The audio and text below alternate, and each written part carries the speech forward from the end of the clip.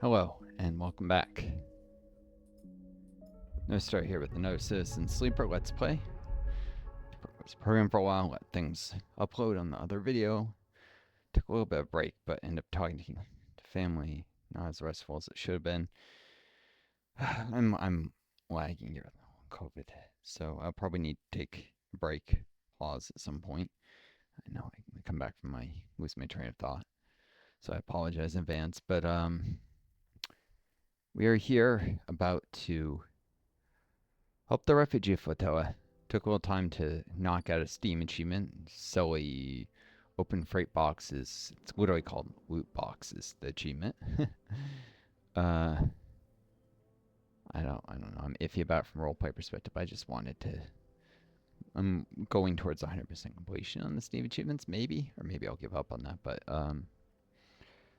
that's done.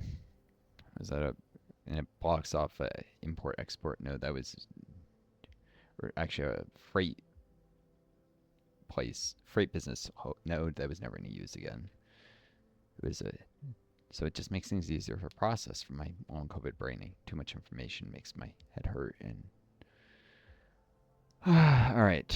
Anyways, I'd like to blend in with the crew at least once to see what it says, and I can use a lower roll in this. It's less punishing if it fails. 3, because one's crew bad, I'll re-roll and someone's throwing it better. You shadow a crew and get a sense of how the cordon operations are structured and where the data and registries are kept. Cool. Throw a 4 at this. 100% positive. You tap into a broadcast detailing the order of operations for new crews assigned to the cordon. This is exactly what you need.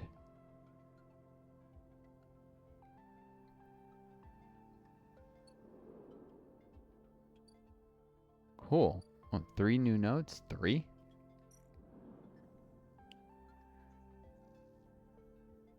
Alright. Guess maybe I should have just... I didn't realize this, or I might not have wasted time with other stuff.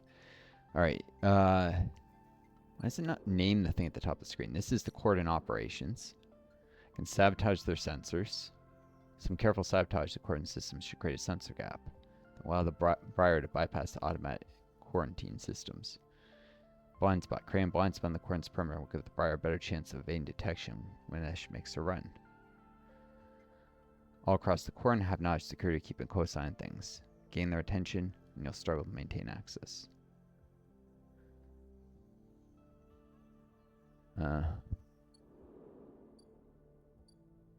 Crew canteen. Deflect suspicion here. Taking hardline attitudes, while we argue in favor of the quarantine, making friends with security. There are ways to deflect suspicion. And convince the crew. With division rife among the tug crews, gaining support for a supply shipment will just be a case of picking the right crew and approaching them discreetly.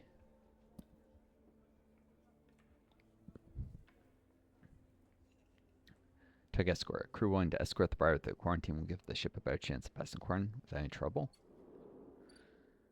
And have Nosh hanger. Can slice thrusters. The tugs have a powerful suite of iron thrusters for rapid maneuvering. If you can sneak in and slice some off, you'll have a significant upgrade for the briar. Briar upgrade. The kind of thrusters the tugs use will give the briar improved maneuvering. Useful in the cramped quarters of the flotilla. Alright, I have plenty of cryo to lose.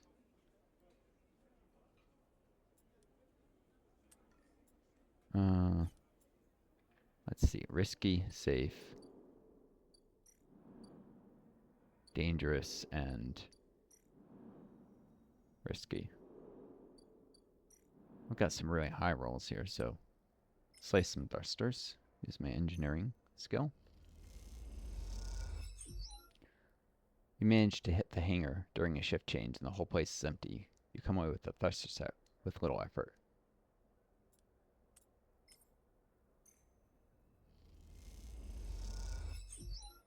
Same. You roll the 1. Ooh, and that's 6. Definitely use high rolls in this. The highest, because dangerous. You don't want to fail. It's going to be a struggle to beat the clock here. I really should have not wasted time on other stuff. Too late. Should have, would have, could have. Alright, end cycle.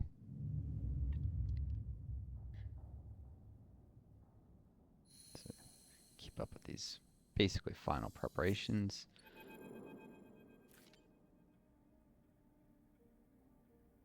A rapid burst of movement catches your attention. A drone, its fins adjusting as it hovers in place, floats in the corridor. Hello? The drone shifts a little, but does not respond. The drone buzzes closer, and a voice gurgles out of its speaker, distorted and strange. Sleeper, come to the cordon. We need to speak. Who is this? The drone clicks and whirs, and the recording starts playing again. Sleeper, come to cordon. We need to speak. Spit the drone. You move closer, and the drone bobs away to a safe distance, but as it does, you see the HA of Havnaj emblazoned outside. Could this be Fang's drone? Satisfied it's delivered its message, the drone rotates, accelerates away as rapidly as it arrived. You stare as it disappears from sight, hoping for some insight that escapes you. To the cordon, then. Maybe not immediately. Should at least top off energy.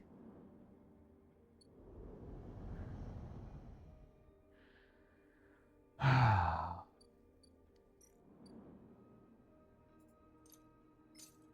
meal for my character. Since some actions, if they fail, can cost you energy. Alright, I guess I should see what this is about.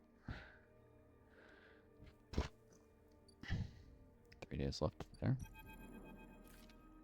As you enter the passage that leads through the cordon, a flash of movement catches your eye. The drone stops to make sure you've seen it, and then flits into a side passage, leading to a set of narrow stairs. You climb up through a dark shaft, the drone stopping each lane to check you are falling. Despite its lack of expression, there's something overbearing about the way the drone waits, impatiently realigning its fins in sequence. After a long climb, you come out onto an observation platform. The cordon and the vast ramshackle refugee ships beyond fill your vision. The scale seems impossible, and immediately you feel small and naive for even thinking you could affect this situation. Something shifts nearby. The drone again?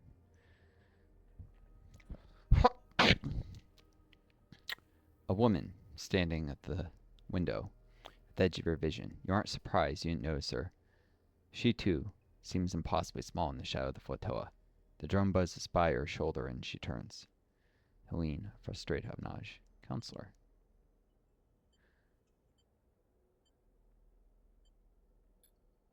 Sleeper. Sorry for all the cloak and dagger nonsense. She nods at the drone, but I've never regretted being cautious. She smiles a tight smile and holds out a hand. I'm Helene. Shake her hand. The tight smile holds, but the drone keeps its single eye fixed on you. The effect is a little unnerving. Look. She glances around the empty observation deck as if checking for potential eavesdroppers. Let's be straight with each other.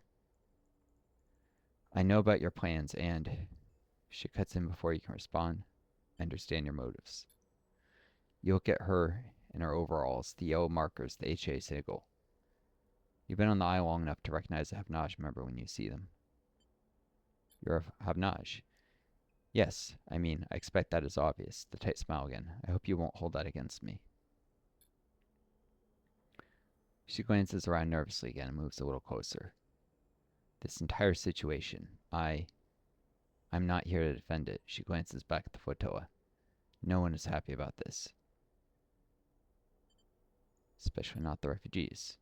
I'm not your enemy here, no matter what you think, she says. She pauses. Sleeper, tell me something. What does Havnaj mean to you? Hardin? The corrupt scumbag? Work in progress, a fresh start. Yeah, Hardin. She squints at you. That was unfortunate, but you should know it was one of our own who exposed Hardin, and that has been dealt with. Havnaj is used to being criticized. In some ways we invite it. Our members are free to bring up grievances at any meeting, to propose new structures and approaches. She shifts her weight impatiently. As a counselor, it's my duty to listen to them. That's why I was elected by the members. Elected by the members? That sounds more like a workers' cooperative than a normal corporation. We are an imperfect system, yes, and each counselor, each member, each representative can be flawed and worse. She looks down. But we keep this place running. That is what we do. And the non-members? They're past membership, and we cannot force everyone on the station to join us. What do you expect? We are an association of individuals. Individualism? We cannot always account, which is the basis of capitalism. We cannot always account for the needs of those outside that structure. Yeah, that's the problem with corporations, or even workers' cooperatives, as opposed to communal ownership of the means of production. Because workers' cooperatives are worker ownership, not public ownership. People outside the workers' co-op still have no say in how they do things. She turns and looks out at the flotilla. No matter how much we wish to. Even public ownership still has an issue with people who aren't part of the nation or community. Like these refugees would still not have their needs accounted for.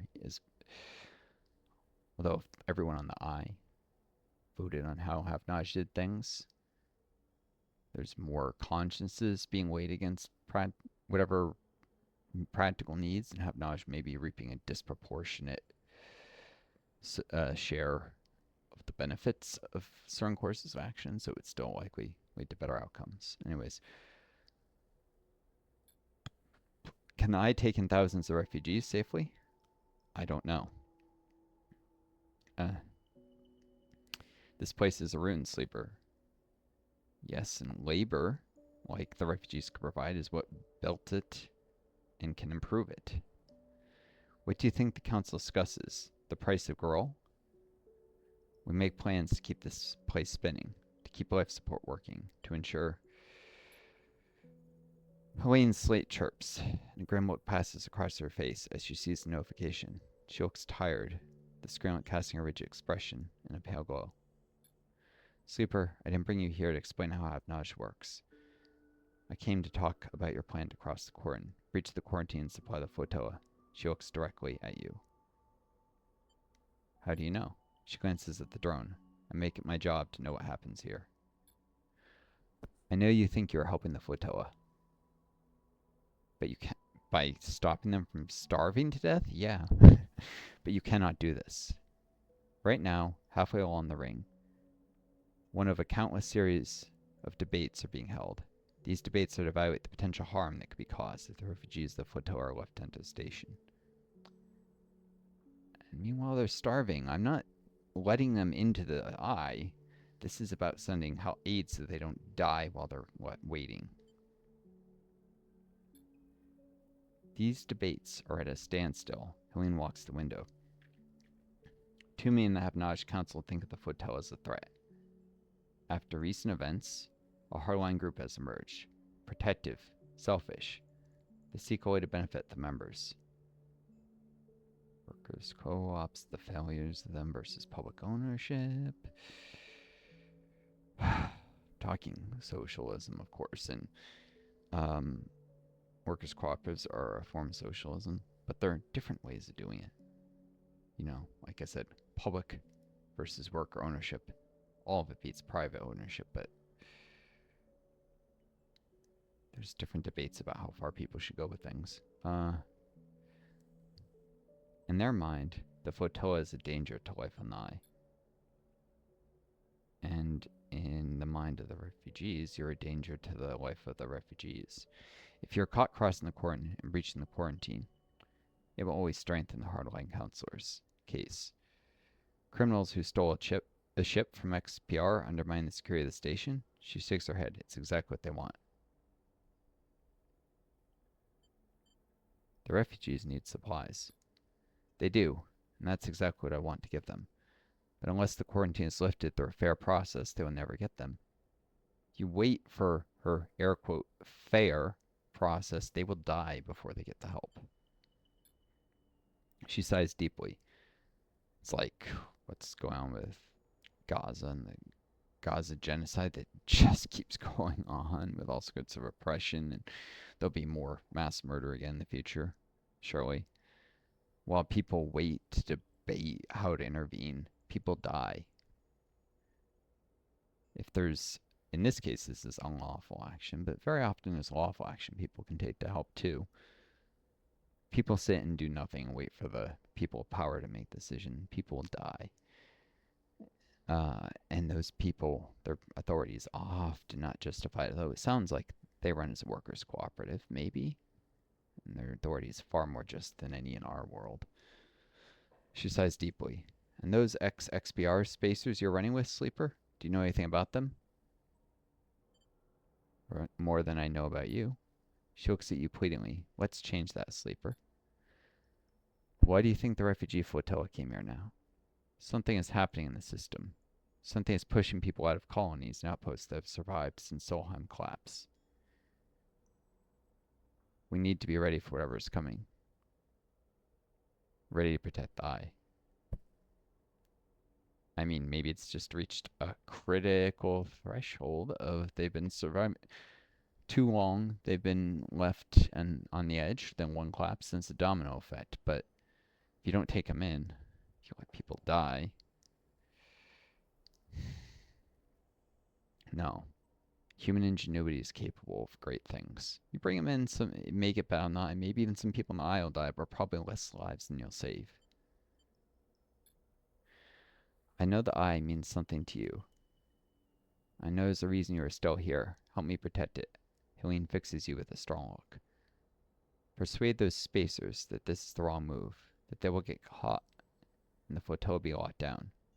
That Hapnage will be delivered into those with the worst instincts. Forget the suicidal supply run with people you barely know. Help me fight for the eye. Why don't you stop them? She can ask more questions. If I expose the plan, it's the same as if it goes ahead and they are caught. Every way I look at it, the eye looks compromised, the quarantine justified. The hardliners get their scapegoat. Yeah, and seeing doing nothing.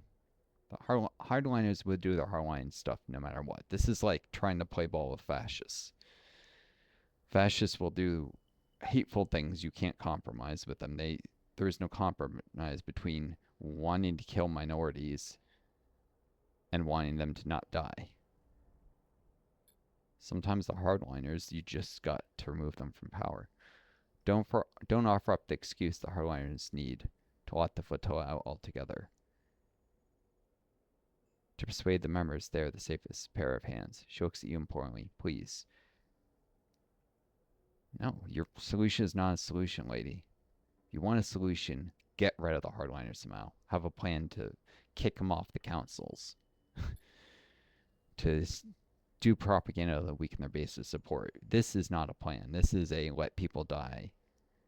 Stasis. Protect the status quo. You look back at her and the flotilla behind and sense a desperation in her plea. A notification breaks the silence. Shit. She rapidly scrolls through the pages of data. Sleeper, I need to go. She looks torn. Think about this, please.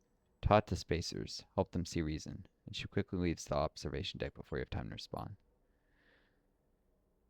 You stay for a moment, watching the lights of the tugs in the flotilla, and wonder what it feels like to be one of those ships, so close to your destination, and yet so far from it.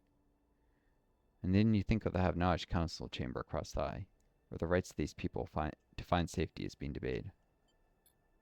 You shiver, and then you too are gone, back into the stairwell in the cold dark below. Where is the council chamber? Can I go there and influence their debates? Because, yeah, if the hardliners aren't dealt with and the refugees are just let in, bad things could happen. But if the hardliners are just caved to like this, bad things will happen anyways. Instead of a chance, it's an surety. Guaranteed. Buy some scrap. It's here. Plenty of cryo, and I don't have much time.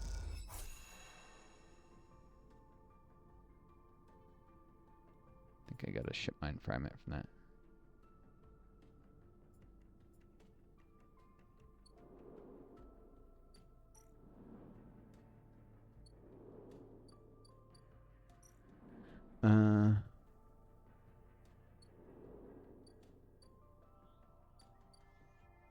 Shouldn't there be another merchant ship here?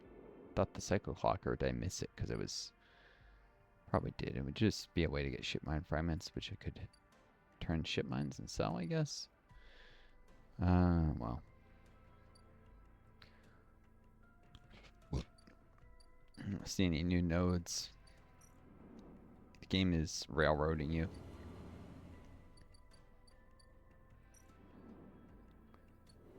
Forcing you to only make one of two terrible choices instead of giving you the ability to think outside the box and make better decisions.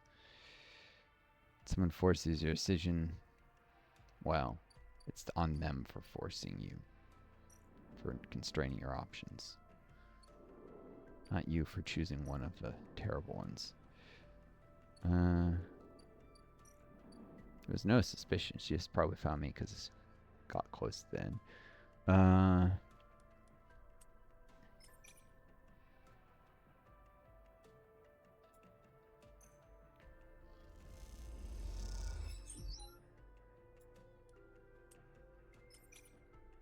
Keep slicing these thrusters.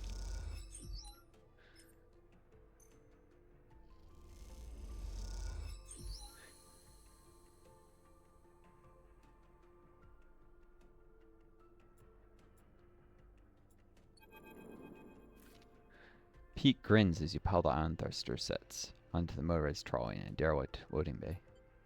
I borrowed this mesh. I barely know how it works. They seem giddy at the idea of stealing the ship parts from Avnaj. I thought you worked for XBR. I did, but not as a repair tech. They help you heave the thruster into position. My specialty was computer systems. I mostly worked on keeping the protocols that ran the refueling platforms from totally decaying due to lack of use. Protocols don't just arbitrarily decay. What nonsense is this? Computers keep doing exactly the same thing over and over and over unless you tell it to do something different. That's the beauty of them. That's why they're so useful for automation sometimes. There's a load of platforms in orbit of the moon Hawthorne's on, and Cinder itself. Esh and I ended up having to head out to them regularly to work on them. Sounds technical. Peak smiles. That was the best job at Hawthorne. You get assigned a ship, you get to leave the colony for a bit. So much better than outpost maintenance or canteen work. The only reason we got assigned it was that Esh's mother is the administrator of Hawthorne. Huh? And Esh managed to get my name on the list too. Peak looks for the trolley's ignition. Esh is always saving me. They find the switch and hit it, and the trolley starts whining. Peak looks at the thrusters. Esh will install these. The bar is her baby, really. Peak looks towards the bay exit. Truth be told, I was surprised she could bring herself to take it from her mother. Losing a ship? That has to have hurt the colony. How many ships does Hawthorne have? 4. Well, 3. Now that the climbing briar is gone, Peak tucks her hair behind an ear. 1 barely runs, so I imagine they'll have to reduce the number of fuel platforms they can actively maintain. That's a big problem. Peak frowns for a second and then shakes their head. Anyway, screw 'em. Screw 'em? The colonists? Peak shuffles the trolley out of the bay into the corridor. They'll manage without the briar. Will they? No choice. Peak smiles, and I have to admit, I would love to have seen her face when she saw we had gone. This adds detail what Ash told me before. Peak pauses. Don't tell Ash that. They walk on quietly, lost in their memories of Hawthorne. Okay, I think I can manage the rest. Peak brushes their hair out of their face. You've done more than enough this cycle. Peak looks over the thrusters. Once these are fitted, the bar will handle better than ever. You might even get a thank you from Ash. Peak laughs. They head off into the corridor, the trolley whining its high-pitched whine. See you soon. Right, well that's concerning.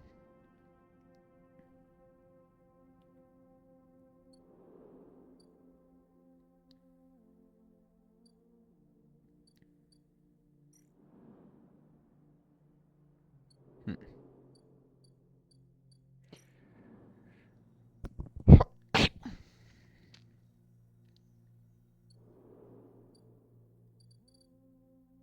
Let's see if I can get a crew on my side, I guess. No. Oh, 6s. I would say this is intuit action. I don't have.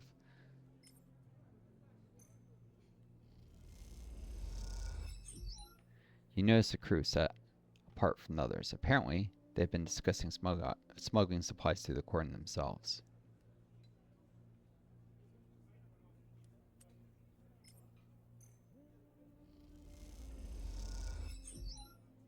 Huh. 4 more actions will get the tug crew escort. But I only have 10 to go. 10 more actions I can devote to anything, so I will need 6 for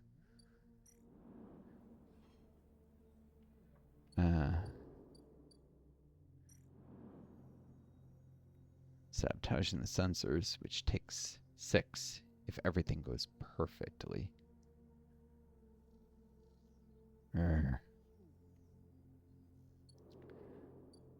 Would have had more leeway if I had not wasted time before.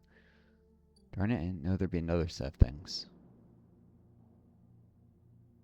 So assuming I don't make a mistake like forgetting to use scrap.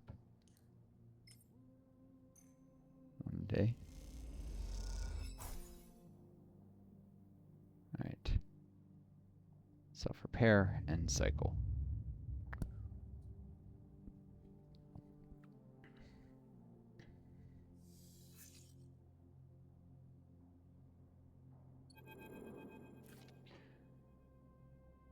Sleeper. Peak is waiting for you when you leave, but they look different. Pale. Drawn out. You need to come up to the briar, now. They don't meet your eye. What happened? Not here, Peak hisses. Come to the ship. We'll be waiting. Peak walks away. Don't take long. And with that, they disappear around the corner, leaving you anxious and confused.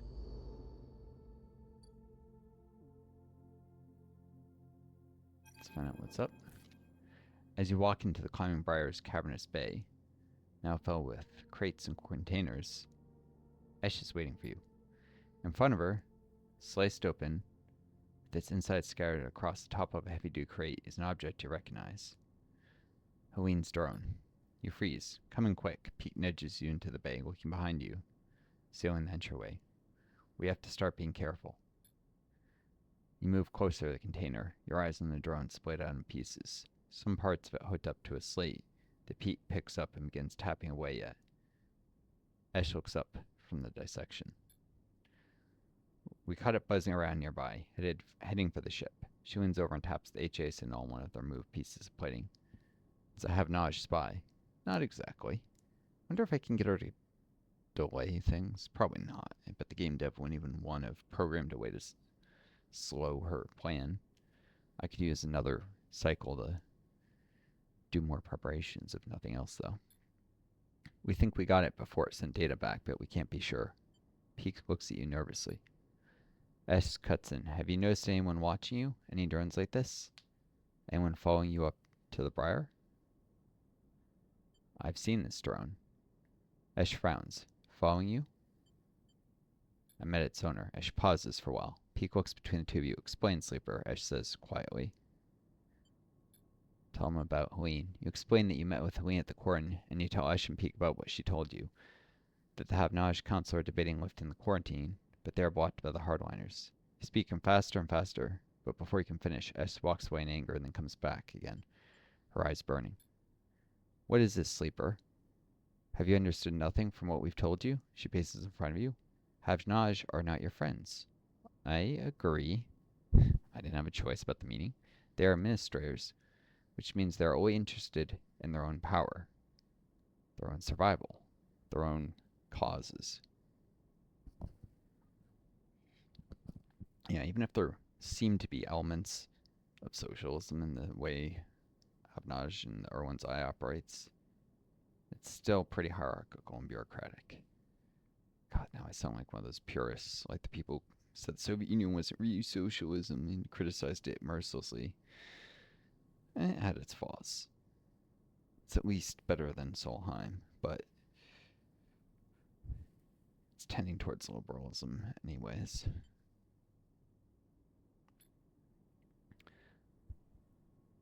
Liberalism being not what people think it means, actually being conservative politics, and they divide people as easily as sorting livestock. The greater good of their work demands it.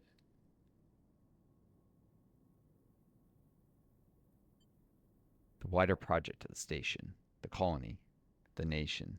Her eyes are wide as she speaks, her anger barely contained. I'm not sure she wants to help.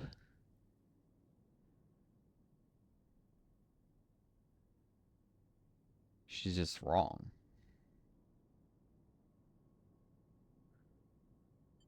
And I don't think she'll respond well to this. I have a choice. Pete cuts in. Listen to them, please. Esh, they're with us. Pete glances between you two. What was the sleeper supposed to do? They were ambushed by the Celine. I only listened. Well, yeah, I only listened. Let me tell you something, sleeper, Esh says, her rage hardening into pain. When people become administrators, they give up something. Some part of being human, being equal among others, goes away. They start talking about the greater good, the systems, the ways in which their hands are tied, or their process is compromised. She's not wrong, though she's not giving the administrators quite enough credit. Administrators, bureaucrats. I think I just explained the difficulty in dealing with the Social Security Administration, the IRS, whereas these organizations that used to work better, that used to not be quite like this, have been compromised in recent years to an unprecedented degree by those on the right, those who are powerful, and those who want to make them worse.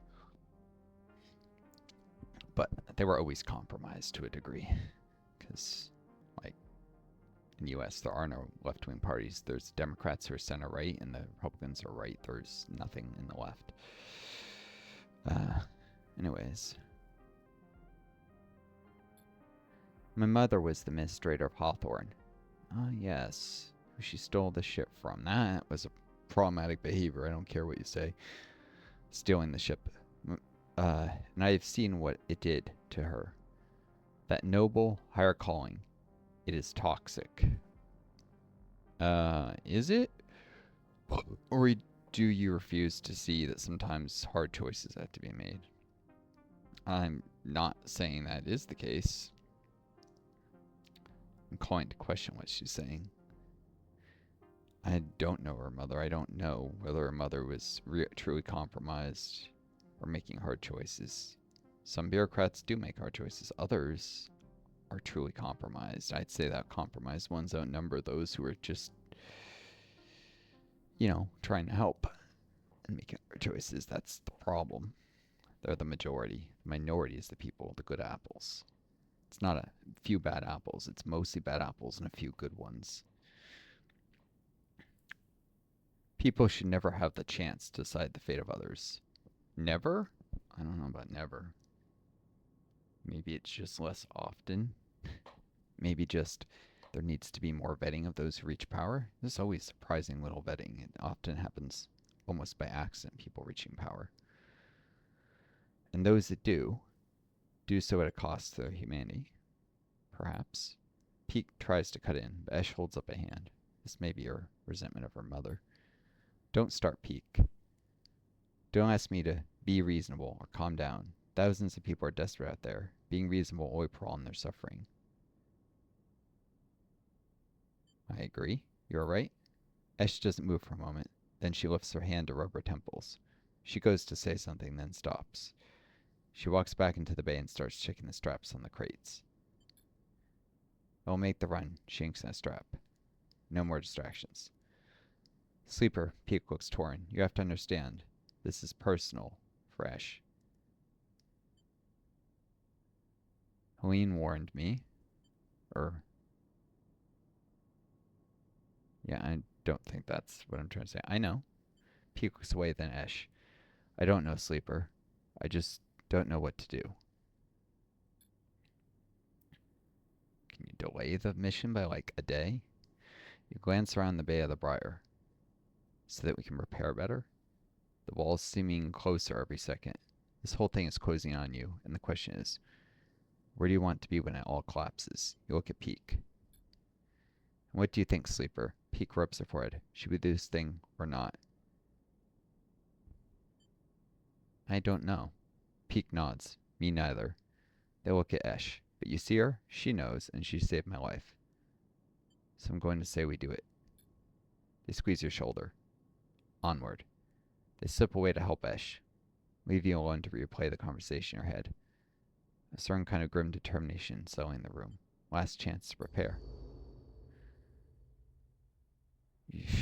She's rushing into this. Definitely needs doing what she's doing, but she needs to prepare. If she fails, if she fucks this up, it'll be worse than if she didn't try. So, careful preparation. In this case, she's got to defy these have-nosh pricks, but she's do it carefully.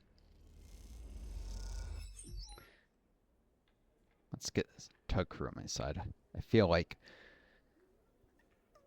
having others on the same side here is perhaps more important than going unnoticed.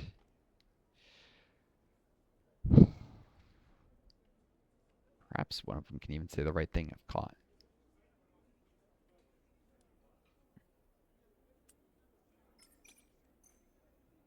This is a little riskier. Worked out. The roll worked out. A 6.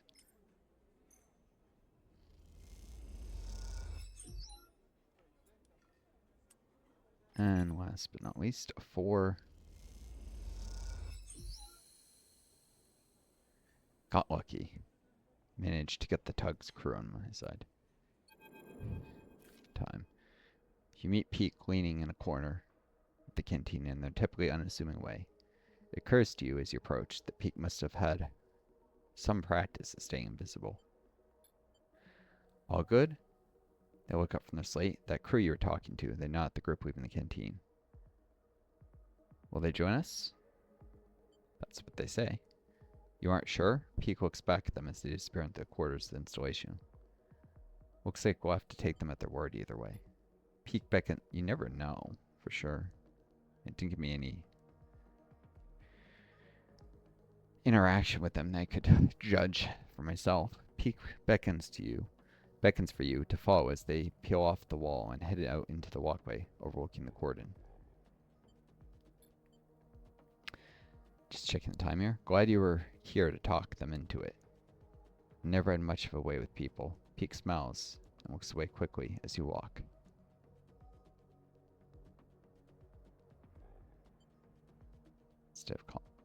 Why is that? Well, Peek pauses. Maybe more accurate to say people never had much of a way with me. They squint, irritated by their own odd turn of phrase. Does it say people judged or mental to her? Or the Z, I think, is gender indeterminate. What I mean is, people have caused me a lot of trouble. I've had people hate me without knowing a thing about me. Because of their identity, probably. Or their identity. They tuck their hair behind an ear. I'm sure you know the feeling.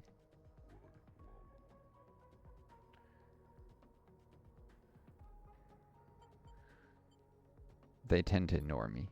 That sounds nice. Peek laughs a little. Peek leads you around a corner, heading back to the main core access way. I appreciate you coming in and helping us out on this, Sleeper. I'm talking to crew and, well, you know. Maybe after this insane plan is done, and it is insane, we can talk properly. They keep looking ahead and you realize that they're nervous. I'd like that. Peek smiles, looking down at their feet. That's so then, they say to the 4. I better report the news to Esh. We have ourselves a tug escort. Peak stops at an intersection. See you soon, sleeper, and please, take care. And with that, they drift away, their head down, their gait changing as they do. Their practiced invisibility shrouding them like a cape.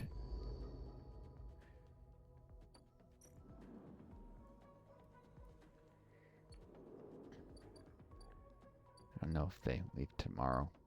I would have liked to have done this blind spot thing. I'll try.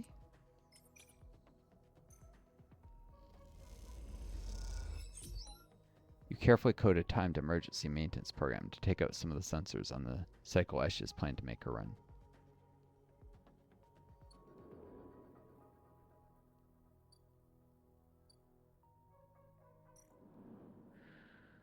Alright.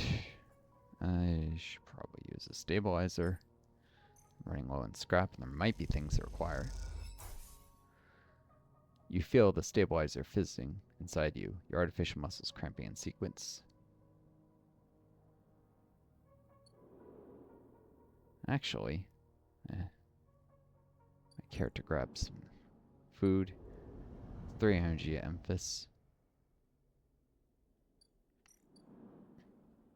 So there's no waste of doing it now instead of waiting until tomorrow.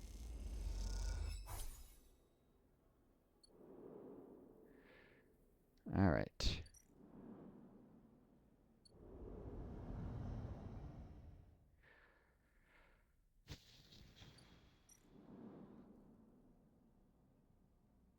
End the cycle. I'm a little annoyed myself for wasting time. It could have been used to get that last thing, preparation done. But I do have one more day. But anyway, if this has to be 5 for 5. If I mess up even one of these rolls, I'm not gonna have the blind spot. Let's see how this goes. Hope and pray.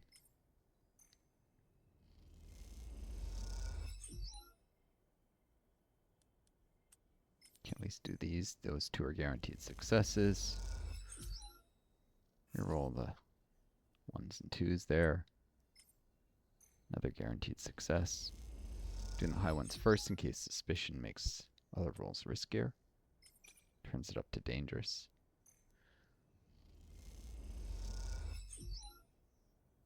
Okay, last one. Only a 1 in 4 chance of success. Fingers crossed.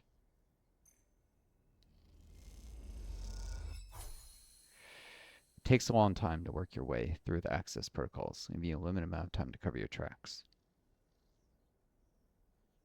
So I aroused a little suspicion, but I did it. Peak is waiting for you when you slip out of the operations center, nervously poking at their small slate. Sleeper, they hiss. I follow what you were doing on the network. Incredible work. How do you do that? I'm not really sure. Peak smiles. Well, it seems pretty incredible to me. Almost worth being. They stopped themselves. Sorry, I didn't mean. Nothing is worth being a sleeper? I don't know about nothing, but don't worry about it. Peak nods. Sorry, there are worse fates.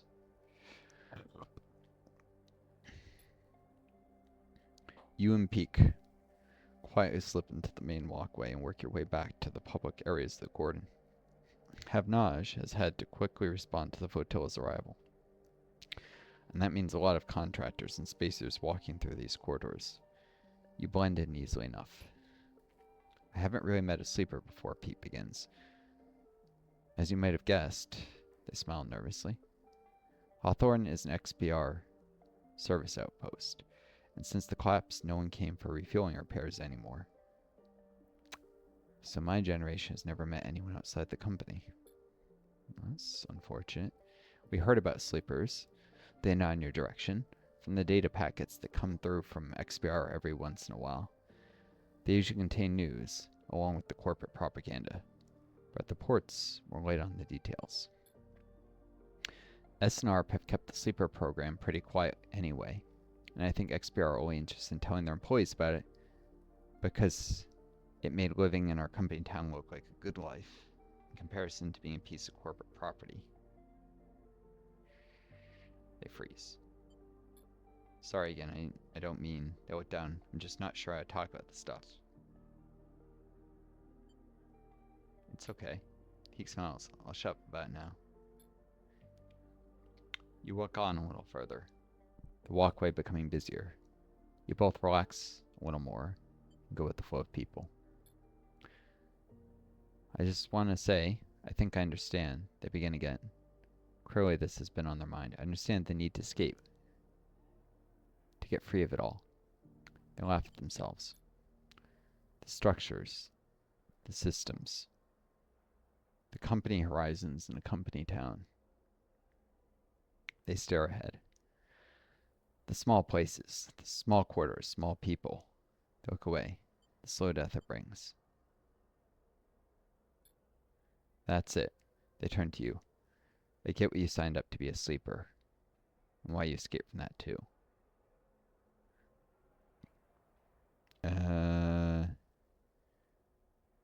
It's not as simple as that. Pete looks a little crestfallen. I know, I'm just saying. They falter and give up. You walk in silence again, each even their own thoughts, but moving together through space nonetheless. After a while, you come to the entrance to the cordon, where handfuls of workers and crews filter in and out through two huge loading bay doors. Peak stops. Okay, they pause. I'm heading back to the bar. Once again, incredible work on the sensors. That blind spot you created. That should give us a real advantage. See you soon. They head off, disappearing into the crowd almost immediately, outrunning their own nervousness. Okay. This is as prepared as things gonna get.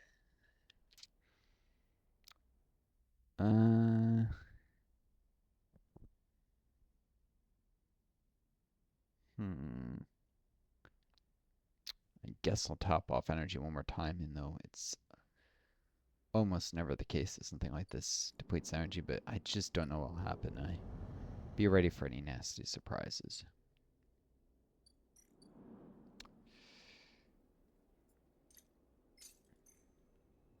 Huh.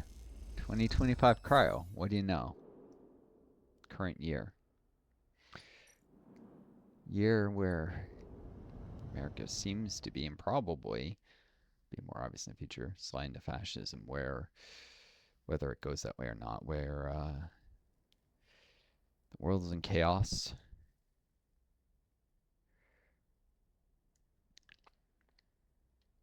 Millions suffer from long COVID without seeming cure in sight, where the U.S. is now rattling its saber for war with China, trying to provoke them with all sorts of things happening in the world. Alright, time to end the cycle.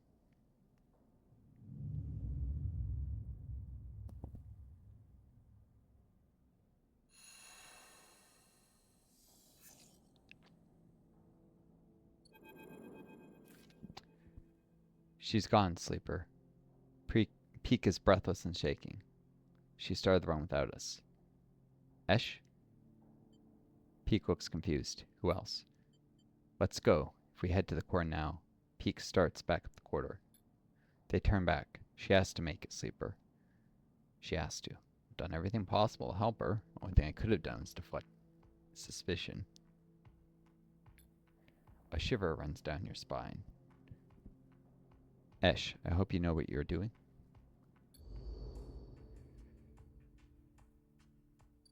I'm going to see how this plays out in the next video, though, because we're at almost 50 minutes. And a little suspense may keep you folks coming back, too. Honestly, this channel has to work, because I'm sure the government's going to screw me out of disability payments. I'm SSDI and bullshit work history stuff with due to employers not paying in when they should have. SSI because of too much in assets. God knows what else they'll pull. In order to survive, I need to get this channel to where I can monetize it. So I'll leave you folks with something for next video. If you haven't already, like, subscribe, what I actually need. likes may direct things to the channel, but I really need our subscribers. So subscribe if you haven't. You can always tweet the notifications if you're getting too many of my videos. Wish you all the best. Take care of each other, viewers. Be kind to yourselves. And may you always find a guiding star to lead you home. Until next time, this is Northstar. Adieu, and best luck.